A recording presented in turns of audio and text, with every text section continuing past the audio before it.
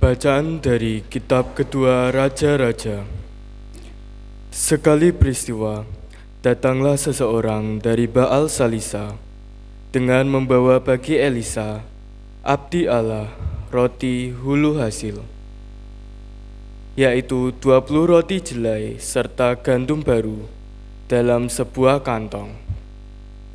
Lalu berkatalah Elisa, "Berikanlah roti itu kepada orang-orang ini, supaya mereka makan." Tetapi pelayan abdi Allah itu berkata, "Bagaimanakah aku dapat menghidangkannya di depan 100 orang?"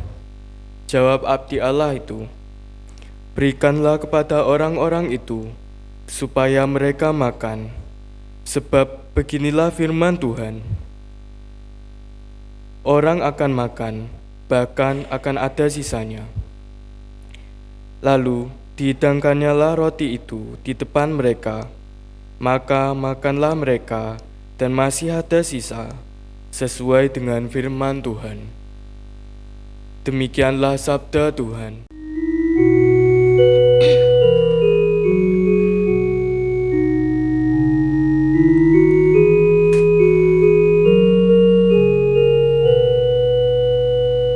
Engkau membuka tangan-Nya Tuhan, dan berkenan mengenyangkan kami.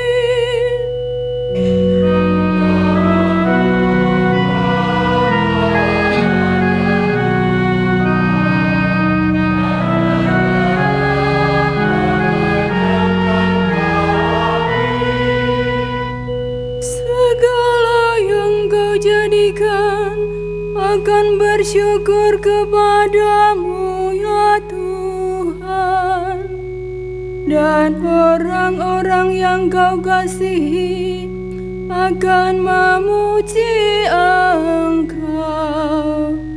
Mereka akan mengumumkan kemuliaan kerajaan-Mu, dan akan membicarakan keperkasaan-Mu.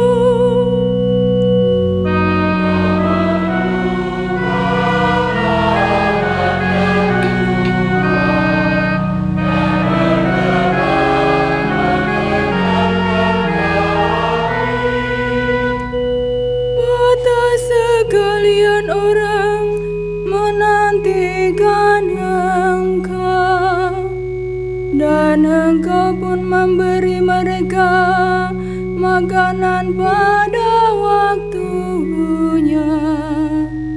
Engkau membuka tangan-Mu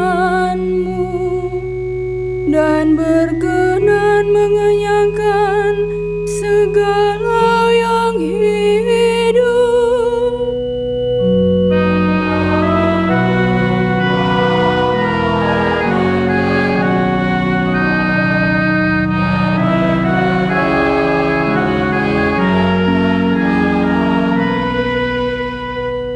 Tuhan itu adil dalam segala jalan-Nya, dan penuh kasih setia dalam segala perbuatan-Nya.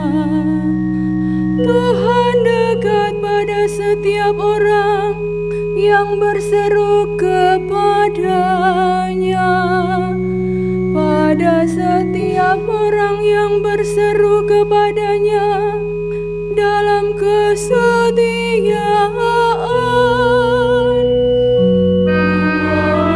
Membuka tangan-Nya Tuhan, dan berkenan mengenyangkan kami. Bacaan dari Surat Rasul Paulus kepada jemaat di Efesus. Saudara-saudara, aku, orang yang dipenjarakan demi Tuhan, menasihati kamu, supaya sebagai orang-orang yang terpanggil, kamu itu berpadanan dengan panggilan itu. Hendaklah kamu selalu rendah hati, lemah lembut, dan sabar.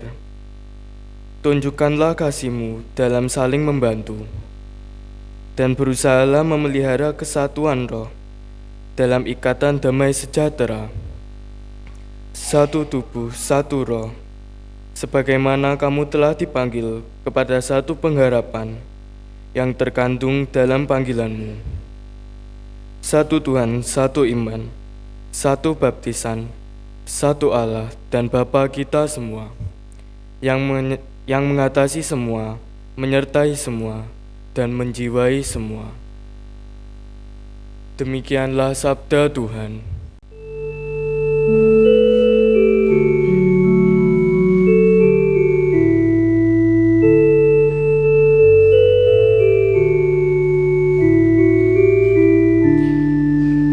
Haleluya, haleluya, haleluya, haleluya, haleluya, haleluya.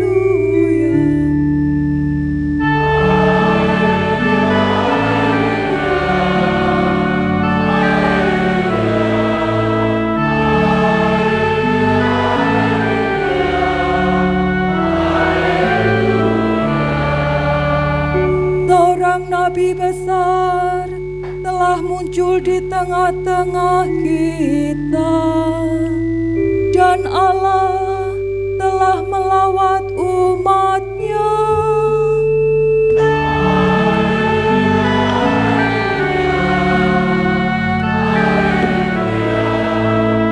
Haleluya, haleluya, haleluya. Tuhan bersamamu.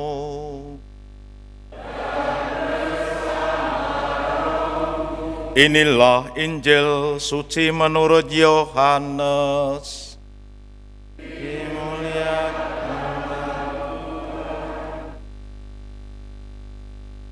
Sekali peristiwa, Yesus berangkat ke seberang Danau Galilea, yaitu Danau Tiberias. Orang banyak berbondong-bondong mengikuti Dia, karena mereka melihat mujizat-mujizat yang diadakannya terhadap orang-orang sakit. Yesus naik ke atas gunung dan duduk di situ dengan murid-muridnya.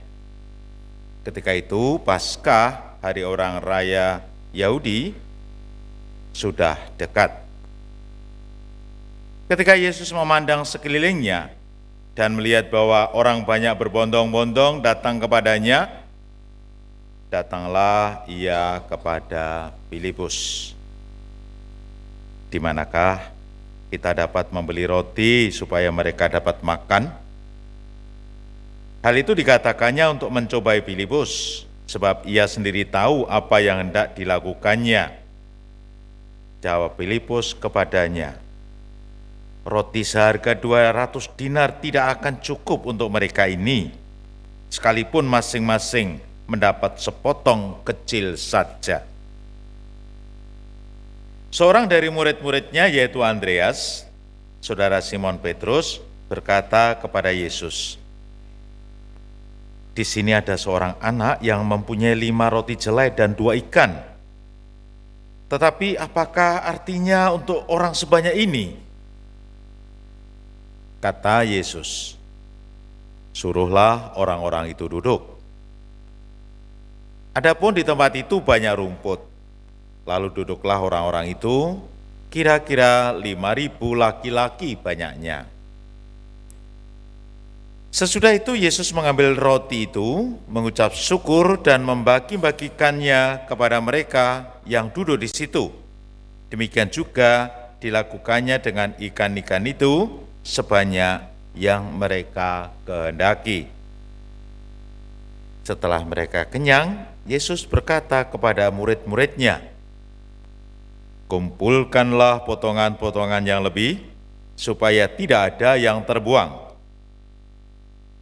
Mereka pun mengumpulkannya dan mengisi 12 bakul penuh dengan potongan-potongan dari 5 roti jelai yang lebih setelah orang makan.